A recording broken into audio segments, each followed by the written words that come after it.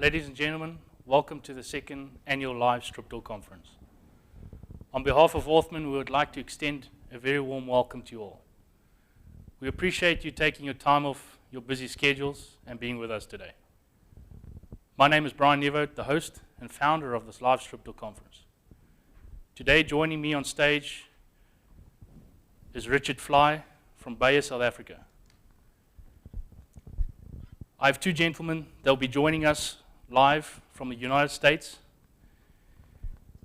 He is a learning center agronomist for Bayer water utilization in Gothenburg.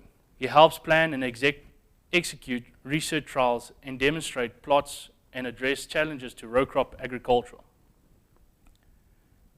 At the center, they enjoy showing the latest seed crop protection, water management, digital ag technologies to thousands of visitors across the globe. Each year, the center tackles new projects to provide answers, questions facing crop production and water management. Him and his wife enjoy raising kids and vegetables on their acre farm near Kozak, Nebraska. I'm pleased to welcome Mark Riemann from Bayer, USA. The gentleman next to him in the same place, United States, joining me from Orthman today, who has been a soil scientist for the last 32 years at the USDA and has been the lead agronomist at Orthman for 10 years.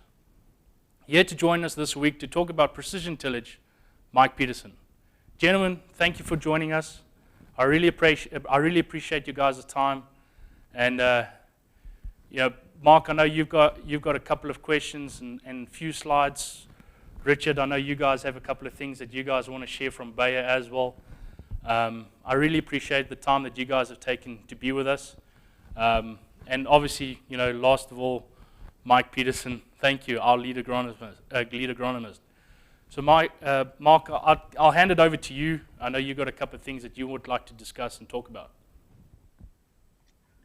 Yeah, thanks, Brian. Good morning, everybody. Well, good afternoon, everybody. I hear the sun just came up, but I did want to highlight, some of the things that we do here at the Learning Center. We work quite closely with Orthman and particularly with Mike Peterson and some of his cohorts.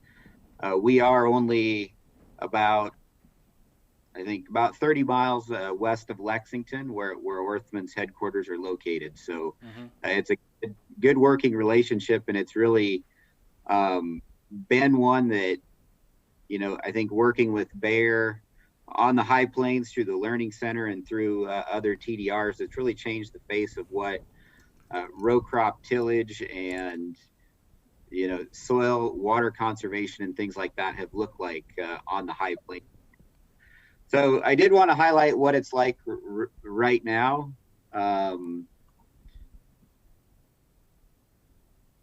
In Nebraska, and we kind of have the is it spring. So yesterday we planted soybeans. The soil temp was about 4.4 degrees Celsius. The air temp was 0 degrees and the wind chill was about -6. So not a very pleasant day to be on the planter, but things are looking up. It's just taken a little bit longer to warm up this year than it normally has. Sorry. The agenda I kind of have to go over today.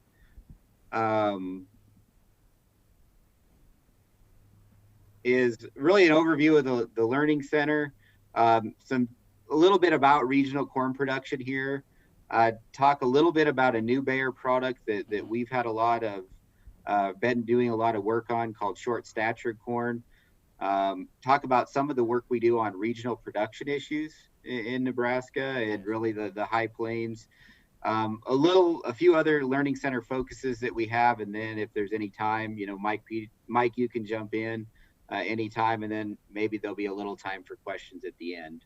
Sure. So really, our mission is Bayer, and I think Richard will talk about some of it, but it really is to deliver world-class innovation we're trying to pioneer the digital transformation in agriculture. It certainly has taken leaps forward, and we've seen that especially during this past year where many things have gone virtual, such as this. We're looking to set new standards for sustainability across the industry, which for a company that is really invested in crop protection and seeds and traits, that is something that is of emphasis for us. And then we're trying to tie it all together in what we call tailored solutions. So when we bring solutions to farmers, it's really not about, buying a bag of seed or maybe you just buy your herbicides or fungicides. It's really about, if we put all of that together, what type of system can we set up for the farmer, adding the seeds and traits, the crop protection, and then the digital farming piece in there together. So the Water Utilization Learning Center itself opened in June of 2009. So I've been the agronomist since that time. I was prior to that working on our Drought Guard Hybrids corn trait, living in Kansas, and I planted dryland plots. Then I got the opportunity to move up here and work at the Learning Center, which I grew up on a dryland farm in northern Nebraska, so it was a great place. A lot of the research I was going to get to do, or demonstrations I was going to get to do, was going to benefit people like my family farming back home. We've got about 130 hectares for cropping systems demonstrations. And every year we do hundreds of demonstrations to look at high plains and central plains challenges. And we've had over 50,000 visitors from 65 plus countries over the years. Last year was the only year we didn't get in, we couldn't say we had thousands of visitors because Bayer has certainly been being pretty cautious with COVID. Correct. Mark, sorry, just a quick question. I see, you've said there over 50,000 visitors from 65 different countries. How many, just maybe an estimate, how many people during a year do you guys get at Bayer? Obviously, at your trial farm, how many people do you guys normally get there during a year? From what countries do you guys have? Is it all over the world? Obviously, with COVID, you guys obviously taking having a strain. Yeah, I would say normally we're in the range of 3,000 visitors a year. I think farmers are traveling a little bit less than obviously was down last year, but we have a lot of relationships with countries I can think of, like Ukraine, Brazil, Argentina, Mexico. We've had many visitors from Africa, Australia, really all over the globe, and some of them are actually farmers from those areas, and then sometimes you'll get university students or visitors like that from those countries. So it really is a neat place to, we get to show what we have to show, but then you get to listen to those farmers and how their cropping systems work and what challenges they have. Correct. So it really is a fun experience. I'm sure it is. And then we do a lot of research into, seeds and traits and digital farming, crop protection. The main crops we work with are corn is by far and away number one, but then soybeans, winter wheat, and grain sorghum. And we work to, really move knowledge out to customers and even to employees who maybe aren't very familiar with some of our newer technologies.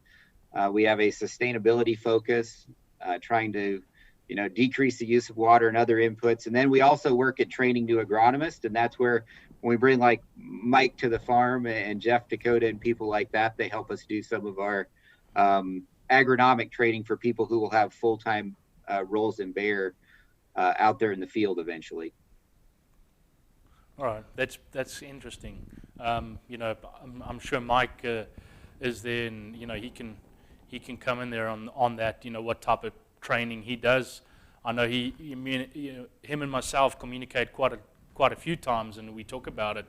That he has to go out and do some training on some strip till lands, and like we're busy doing that now here in South Africa. we started this year with our own trial farm, and we'll be doing our own start training and giving that information out to growers to help them out into the future.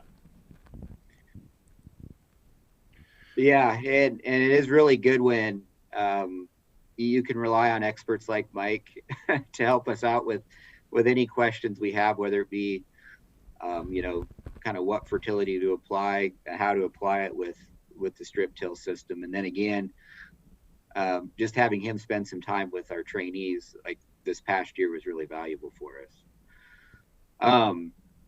As far as what we have at the Learning Center to work with, and I don't know if Mike was probably out here first year helping us do some of the setup work.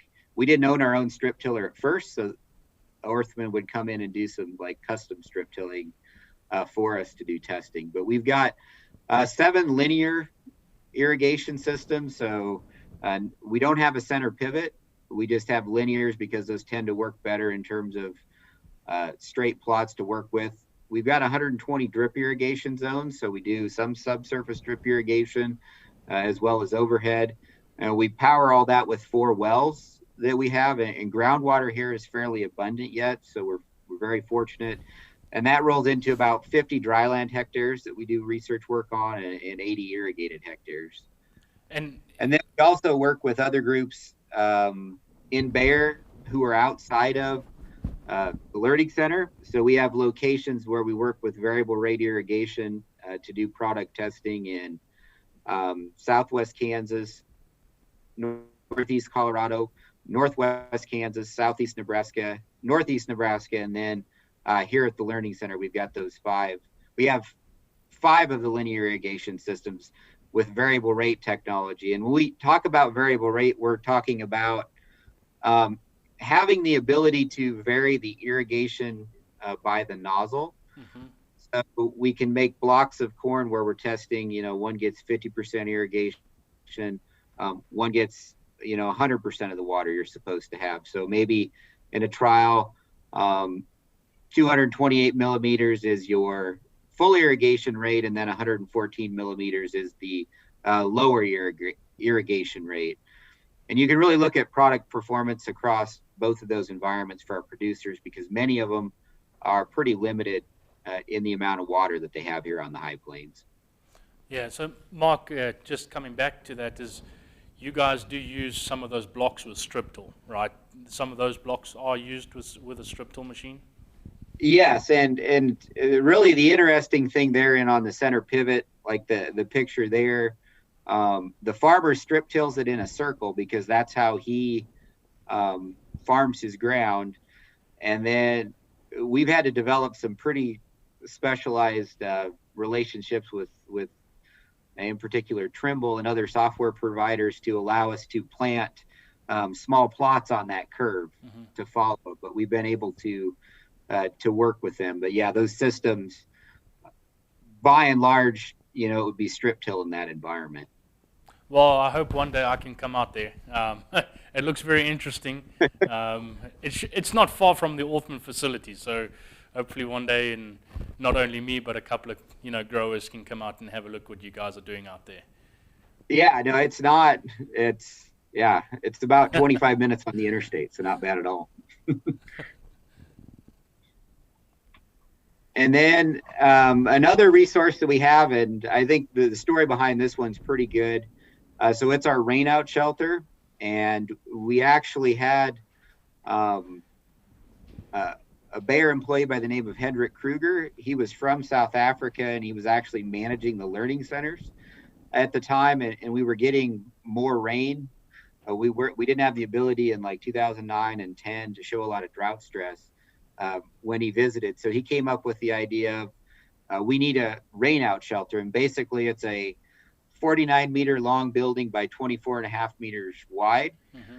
That when it rains, it's got sensors on it that detect precipitation, and then on that rail that you see kind of in the foreground of that picture, yep. The building actually automatically closes. We don't have to do anything to it. You can also, use text messages and things like that. But it really provides a great environment to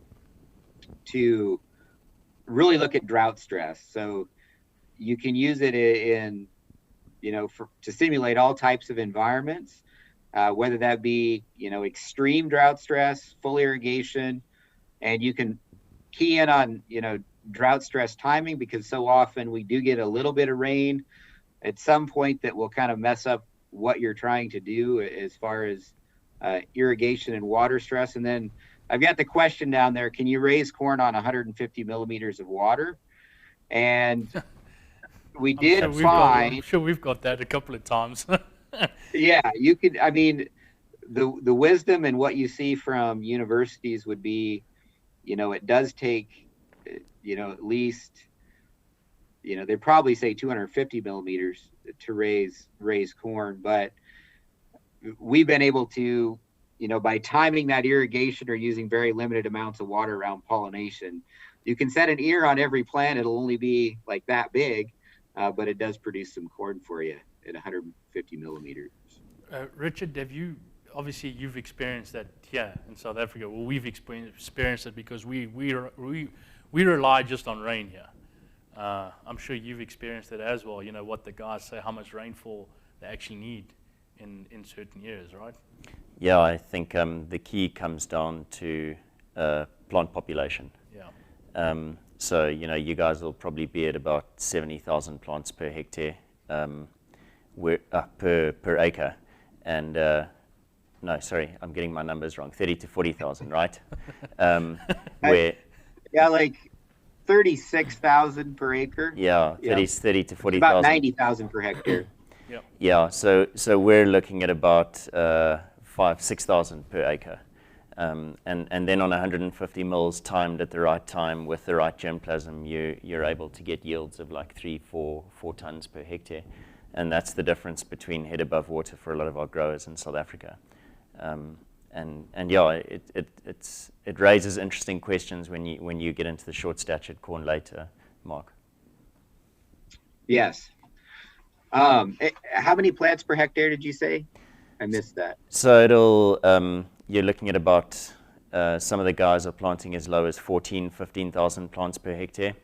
Okay. Wide rows, you've got up to 8 feet between rows in some cases. So really different way of thinking about how you raise corn as opposed to what's done in the US. But those populations are starting to go up, and the row widths are getting narrower because farmers understand the benefit of that. And then your water management becomes really key. Okay.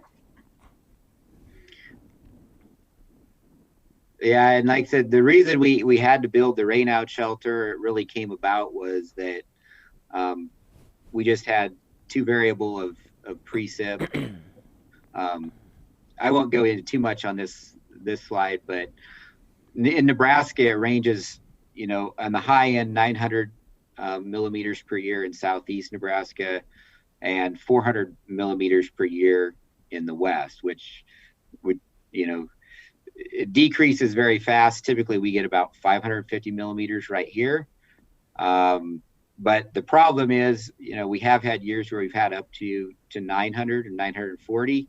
And then in 2012, which was the driest year, so that kind of puts in to your mind that, what the precipitation patterns are here. But it was 250 millimeters in Gothenburg, which was the driest year we've recorded. Recording started, I think, in about 1894. So, interesting. I did want to just go through, and I'll go through this quick, but typically we plant corn April 15th to May 15th. This year, guys are getting pushed back to the 25th. Harvest, September to November 20th, depending on your weather conditions. We let everything pretty much air dry. In the north, of course, they're drying corn in the fall. Our irrigated yields are typically 14 ton to 21 tons per hectare. And I think our county average with irrigated and dry land combined was about 15 tons per hectare in 2018. So that was an exceptional year in terms of yield. And dry land, you could always put a 0 on dry land, depending on how the year goes, but typically 6.3 to in that 12 ton per hectare range. Again, the irrigated planting density, as you mentioned, 70,000 to 90,000 seeds per hectare. And dry land, you know, typically right here, we don't go really below 44,000 seeds per hectare. As you move west, then you can see, you know, in eastern Colorado, 20,000 seeds per hectare, 24,000 seeds per hectare in that range. Just as a way to manage how dry it is every year, basically. Yeah. And then our row spacing, typically 76 and 91 centimeters. There's limited narrower rows. Typically we irrigate 200 millimeters on a year, but it could be from 0 to 500, depending on precipitation conditions. Nitrogen requirements, what we apply about 19.5 kilograms of nitrogen per ton of corn you plan to produce. So, you know, that works out to our 1 pound, you know, per bushel or something like that. And usually we're in that 200 to 225 kilograms of nitrogen per hectare total. Phosphorus typically goes on 60 to 80 kilograms per hectare. Potassium is typically not required. Our soil levels are around 400 to 500 parts per million. Although we do apply a little bit, it seems to help stock quality and some things like that at the end of the season. Sulfur, typically 20 or more kilograms per hectare. And zinc, usually around 1 kilogram per hectare, or maybe a little bit less. And then with tillage systems, so strip till and no-till are the main tillage practice used.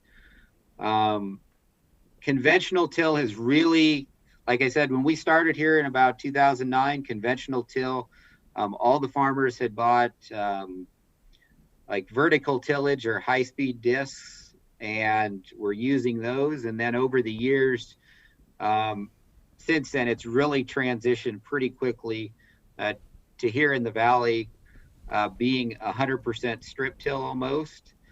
The only time you'll see conventional tillage is when you're doing small crops, you know, like alfalfa or things like that. No-till is used on many of the dryland acres, but then we also use a lot of strip till on the dryland acres as well for nutrient placement. And everyone really likes it just because the ability to, you know, put their liquid fertilizer or their dry fertilizer out there in a very precise way to encourage root growth and really get the most that they can out of their corn crop. Yeah. Yeah, and I think, you know, that's a great topic, you know, that you brought up. There's, you know, I think pretty much our whole focus and outline is about, you know, let's ban that fertilizer. Let's get those nutrients for the roots to generate a better root growth. You know, we've done these trials now this past year, and I've seen it myself. You know, this is the first time that I'm doing agronomy work, and you know, I've realized it and seen it myself now between, you know, strip till, no till, and conventional till, which we've done here, and you know, you can see the different times of the year or the months between where the plants have grown. And you know, that's a great idea what you just said. There's, you know, banning that fertilizer at that certain depth. Mark, just a quick question is, I know we don't want to really go a lot of depth into it, but do you guys use different hybrids on the trials that you guys do, or is it just a standard one that you guys go through? So we'll have up to like in a normal year, maybe 50 to 60 different hybrids. Okay. That we're using for special purposes. Certain ones really fit, you know, the tougher acre dryland environment. Certain ones, you know, really produce the yields for us in our irrigated environments where we're trying to go for high yields, and then some of them are focused, on different crop rotations like corn on corn, versus maybe behind soybeans or wheat. But it can be, we've got a lot of seed bags out back right now. Sure. I'm sure you do.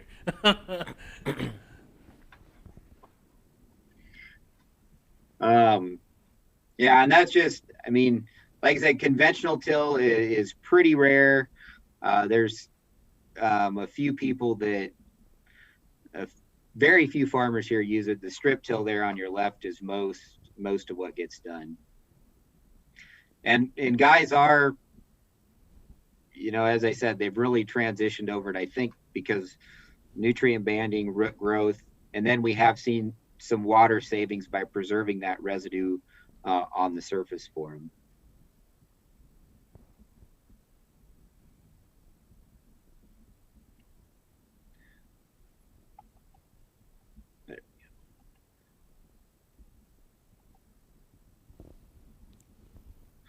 And then this is really what we're going for in terms of fertilizer placement.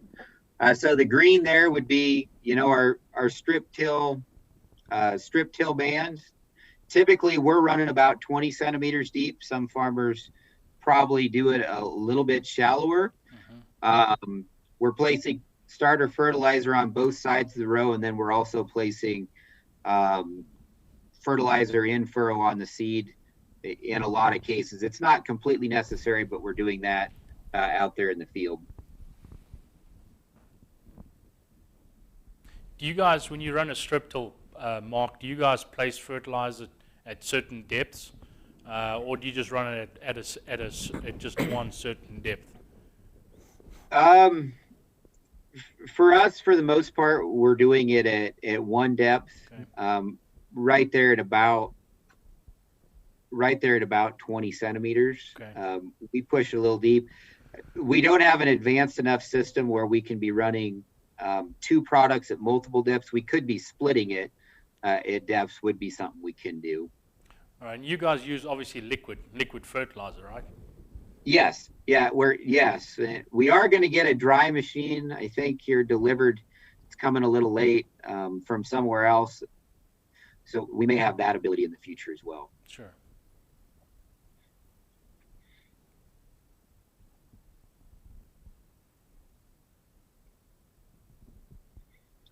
And then this is just what, fertilizer placement looks like on the planter itself. You've got in-furrow placement there with the, in the furrow with the lower arrow, and then disc placing fertilizer on each side of the row. And that's getting fairly popular here to have, placement on both sides of the row. There's a few high yield guys that have really advocated for it. Mike, this is maybe a question to you. Is you've obviously seen the guys transition from yes, they're using strip till, and then they're using planter and putting fertilizer with a planter, pop up with a planter. Exactly that image that Mark has showed there is with that in furrow fertilizer and all that. Yes, that's it's become more and more evident that what we can do with placement of fertilizer, as Mark has seen there at Gothenburg, that we're going towards what the crop physiology really tells the plant, and what we can help provide for that plant when it's growing through certain stages. With the arrow that is pointed that shows that it's disc placing fertilizer on either side, we want to make sure that we feed those early nodal roots that are coming out at node 2 and 3, so that we help get that plant to really start well. And by the time then it gets to V8, it is deep into the deeper placement that's gone by the strip till tool, and it takes off like gangbusters. We really want to be able to set the stage so the plant is growing proficiently, just like what you're trying to do with your teenage son. If you're wanting to make sure that he knows how to play South Africa football. So it's all the matter of making sure that we've done a really good job with all the tools that are available to the farmer. First off, being the strip till rig, and then secondly with the planter, and then if they want to come around and do a side dress operation or put it through the pivot, we make that happen. And Mark has done a really good job of studying all of that. Mark, would you back up one slide, the one that where you wash the roots? Yes. There we go. There we go. I remember when Mark did this, we were doing a root dig with Mark, and I don't know how many gallons of water you used to make that washed clean, but that was when we were doing some drought guard studies there at Gothenburg. And as you can see, that root system is incredibly prolific. Mark, do you remember how long those roots were? Weren't they something like? They approached 90 to 96 inches. I'm failing on that. It was like, 8 feet. Yeah, 2.5 meters almost. Yeah. Yeah, they were incredible.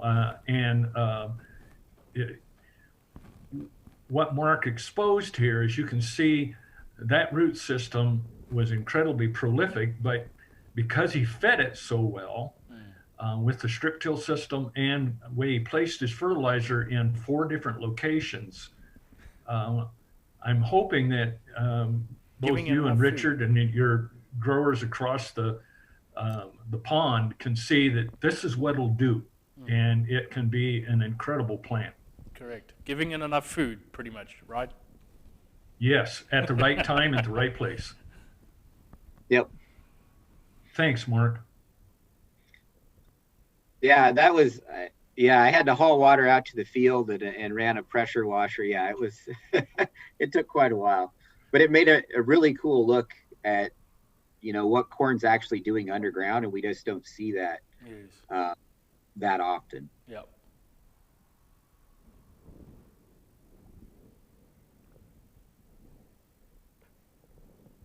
And then the next thing, and this kind of I think will be the last thing I talk about, but Mike's going to add some to it, but it's our short statured corn. Mm-hmm. So it really is just what it sounds like. It is a few feet shorter, as you can see there in the picture on the left.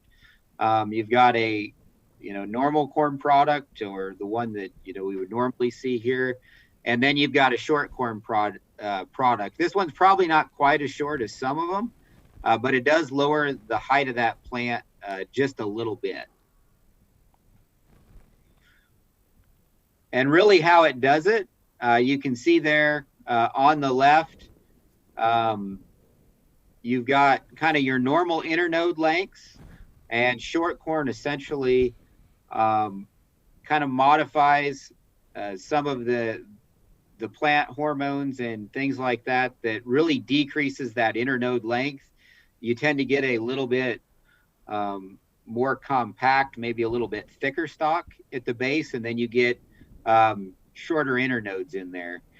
And we're really looking at it, as you can see in the pictures, improved in-season access because of that reduced plant height. Mm-hmm. So for us, we could go in, do easier applications of maybe in-season nutrients, or, whether it's a fungicide or something like that we want to put in there. It has a pretty dense leaf canopy, so it provides good shade, keeping moisture under the canopy, keeping weeds down. We are seeing deeper roots faster with it, and Mike is helping us study that. And then some of those potential advantages really is improved end-of-season standability. You can see where the combine's up there in the right-hand corner. The tall corn is down, just a common problem for us. With tall corn, the short statured corn in the same environment standing very well. We're hoping to see increased stress tolerance, a better harvest index out of it, so more ear versus the amount of residue left in the field. And again, extended in-season access for potential benefits, improved harvestability, and then good yield stability in those fields. And there's really there's two approaches to Smart Stacks corn. The one with the green star is the one that is really advancing pretty quickly, and that's just naturally bred in with some naturally occurring short stature characteristics in elite germplasm. And that's actually had a beta launch in Mexico in 2020. So it is being grown commercially. It's not grown, I don't think, anywhere else or in the United States commercially yet.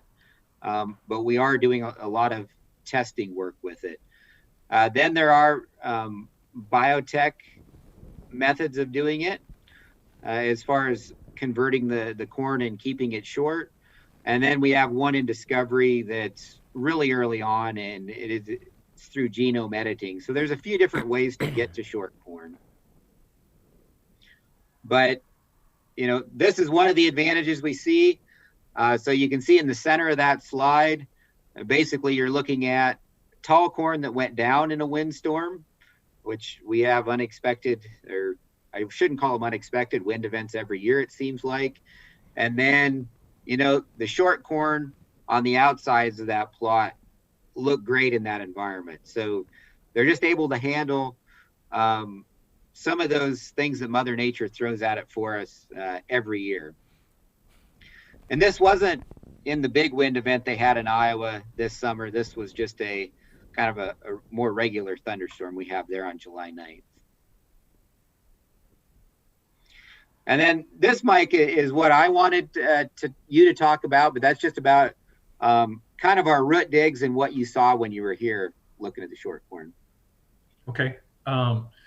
As Mark has expressed in the previous pictures, we were brought in to be able to help ascertain what was going on 2 different times during the growing season, to look at what we had for root development when the corn was pre-tassel, and then as it had fully tasseled and we were starting to see ear expression.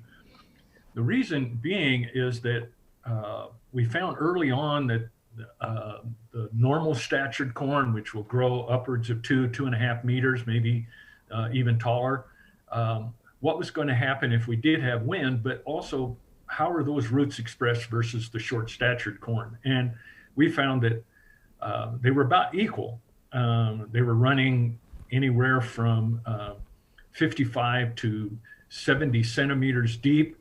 And then that was in mid-July. And then we came back in August and dug again, and the roots doubled in the short statured corn in depth.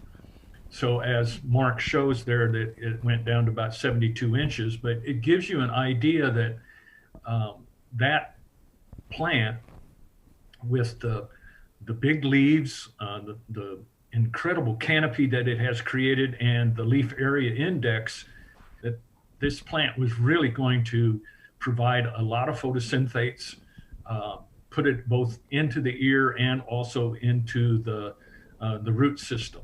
As it did that, then we were looking with Mark to find out how much of the soil profile were the roots examining. And we found that the roots were examining close to 8,000 cubic inches of soil volume, which just in a manner of speaking, that is getting a lot of soil looked at. So the roots are gaining a lot more water.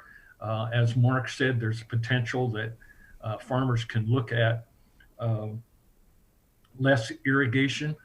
The men that I know I've worked with frequently down in North Texas, where they get an incredible dry period in July and August on into September, where the temperatures will reach 35 to 45 degrees Celsius, and they'll get a lot of wind. And if the corn is weak, it's too tall, it'll blow over, or it will also burn, and they'll lose crop. With this potential in the near future, hopefully in 2022, as I know, I sent a team of growers up to meet Mark. You might remember those guys, the fellows from Sunray, Texas. Yes. That Yep. they are extremely interested in this because they see that they can shade their ground quicker because the ground down in North Texas, if it is exposed to the sun on a 35 degrees Celsius temperature day, it's cooking roots. And they can't afford that because they can't keep up with the water. Their water supply from the Ogallala aquifer, like Mark gets,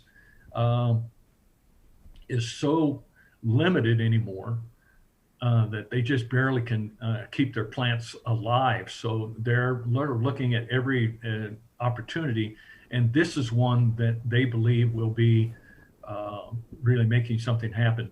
Did you have any of the route maps that we had accomplished, Mark?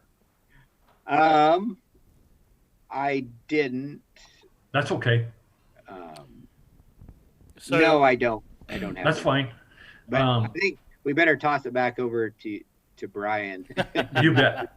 Yeah, I just want to, our time is running up a little bit here, and I'm not sure how far we still need to go on your side, Mark, but there's really good information. But I definitely, before we wrap things up, and I want to get some more information from Richard. He spent a lot of time here in South Africa, did also some research from their end, and and Richard's got some good information that they want to share from their end. Yeah, I think Sorry, do you want to show your presentation, Richard? we can take a run look, through or we quick? can just talk off the cuff. Either way, if we're pushed for time.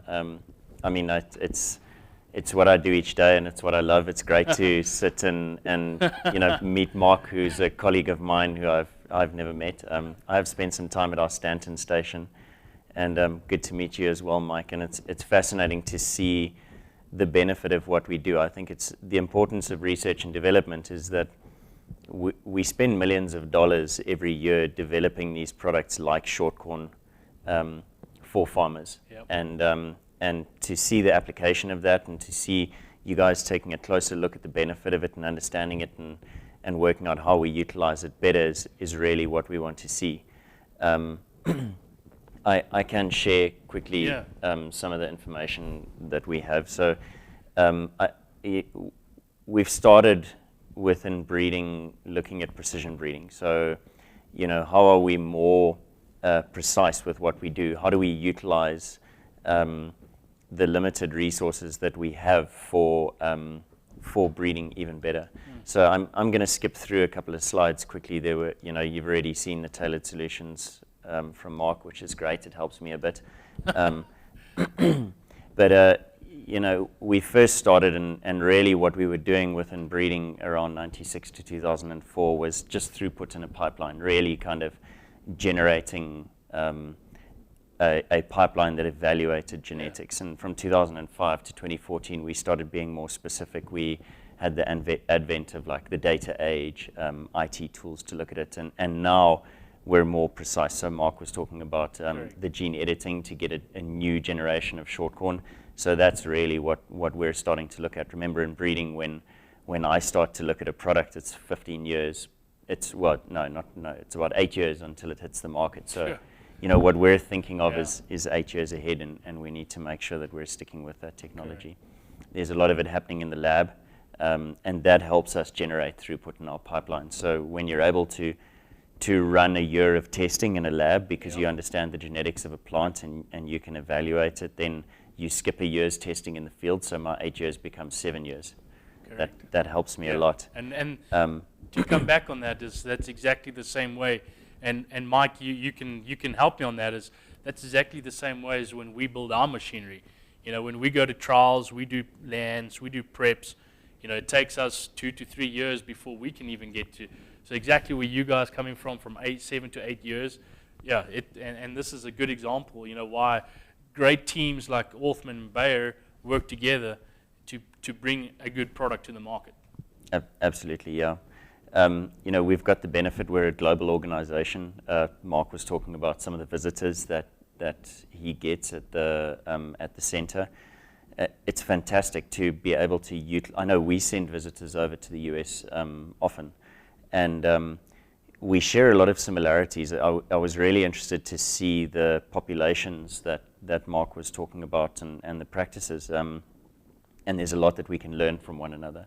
And that's something that we also do utilize within Bayer. So you can see an example, the global germplasm panel that we have to access from Asia, South America, Africa, the United States, and Europe. And that provides a lot of strength.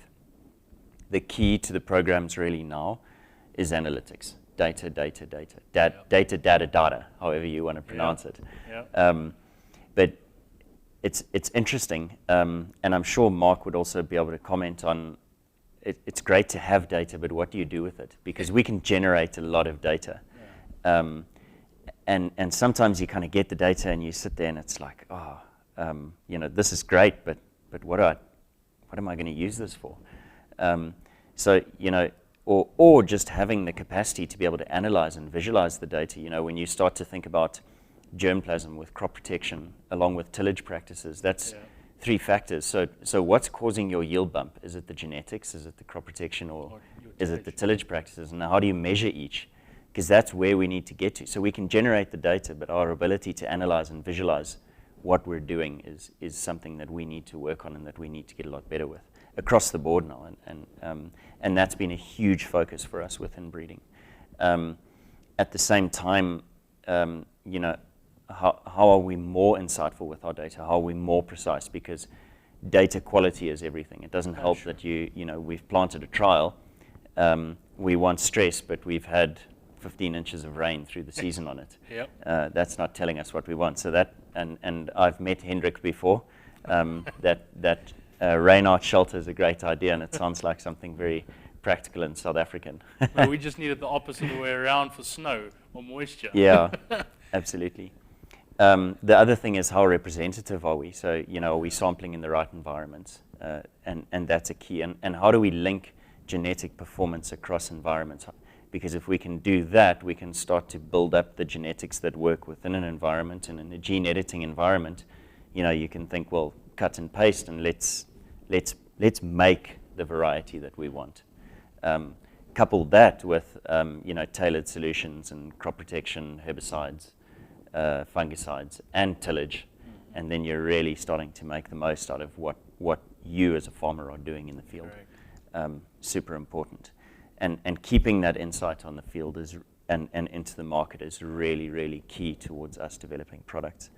And then finally, throughput helps, but you need to have the operations to be able to generate that throughput. So, unfortunately, we're not quite big enough to have fully automated field testing operations in Africa. So we've got cool toys like riderless planters and drones, etc., and we're able to apply the technology. But in terms of seed logistics, the US is really a country that shows off, particularly within Bayer, where we're testing thousands of hybrids across hundreds of locations in a year, and we're packing all of those trials centrally at a facility, and it's all being done robotically. And that's a huge feat. But what that means is it takes that, when you're talking about thousands of hybrids across hundreds of locations, when you do it like that, you remove any error from humans out of it, and you drive your throughput up, helping us screen more faster, more accurately. So that's a key. And the digital farming piece. I had the privilege of chatting to a farmer in the Northwest, and he's doing his own trials with a whole lot of companies' data, and he's on the FieldView platform that we have within Bayer. He's measuring the performance of all of the hybrids, and he's holding us to account. We've generated a tool where the farmer has that information and he can make that decision. That's a great place, because the challenge of having our hybrids stand up to the task is that's what we're there for, to provide a next generation of products. And for a farmer to be able to understand his soil, his tillage, the hybrid he's using, population densities, can he then apply a variable seeding rate? Because that's when you're really starting to get the most out of your fields. Correct. And those tools are key to embrace as well. And it plays a huge role as well. All those factors, Absolutely. tillage, what is he fertilizer you're putting down, and all that type of stuff plays a huge role. Yep. So no, I think this is great information. And bringing that back into our breeding programs is tough, but because where do you start when you're thinking 8 years down the road and you're coming up with the concept of a product? But that's what we need to be thinking about. That's what we are thinking about, and that's what we're developing the tools to allow us to apply in our pipelines, which is key. And then finally, Mike, I'm sure you'll appreciate everything else can wait. Agriculture can't. Yeah. No, definitely. Yeah. Thanks. I know it was a bit of a whirlwind. I didn't want to hold us, and we're a bit pushed for time, but I think it fits in really well. Mark, we are working on short corn within South Africa. We're still trying to understand how it fits. The water utilization piece is a great opportunity for us, particularly in our drier areas. And I can answer the question for you: can you cultivate corn on 150 millimeters of rainfall? We planted a trial with a farmer where he averaged 3 tons per hectare, and that was with 150 millimeters of rainfall in his growing season. And he had 2 major rainfall events: one at planting, a small one shortly after, and a good rainfall event in pollination. And that was enough for those plants with our adapted genetics to be able to do what they needed to do.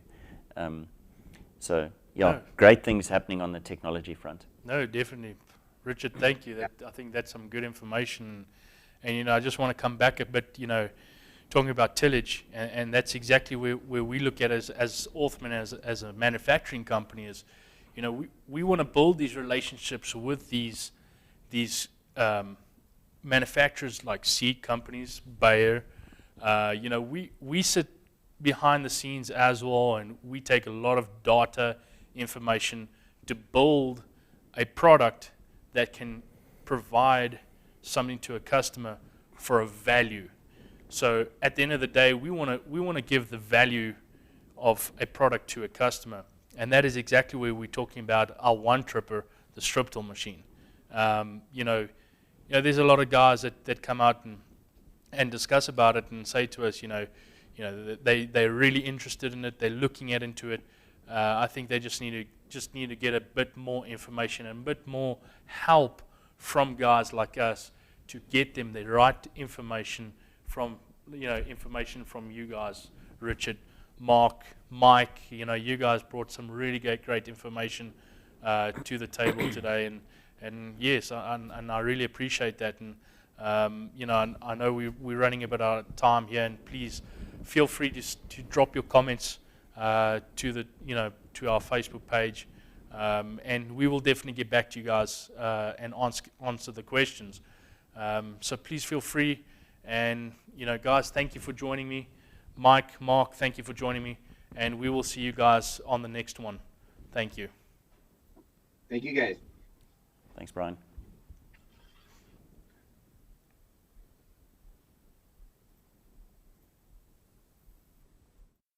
Out here, when you've got a problem, you need a solution. And when there's a need, there's an opportunity. This farm has been here for over 50 years. Orthman Manufacturing started on this land, in this barn, and with one man convinced there's got to be a better way. What started with the Orthman family farm has grown into 50 years of farming innovation and quality, and a manufacturer helping growers be more efficient around the world. Just because something's been done before doesn't mean it's been done right. And that's where Orthman found the passion for innovation. And the spark of an idea changed an entire industry. We understand the power and performance you need and the excellence and quality you deserve. The smallest of details are important to us. Shapes, corners, edges, every last detail. There's a standard of excellence, and we take pride in setting the bar and pushing beyond it. Using the latest in design technology, Orthman is continuing a 50-year tradition of innovation for farmers. From the basics to the breakthroughs. Like hollow structural tubing that has now become a standard in the industry. The durability and long life of Orthman row crop cultivators. Our innovative stack fold toolbar technology. And the common sense utility of the track tiller, Orthman is constantly going one step further, leading the way by developing innovative GPS guidance systems or the unparalleled performance of the one-tripper precision strip till machine. A machine that pioneered strip tillage around the world. And the tradition of Orthman's innovation doesn't end there. No matter what challenges lay ahead, Orthman will continue to lead the way. Your common problems have a unique solution. That's Orthman. Now let's get to work.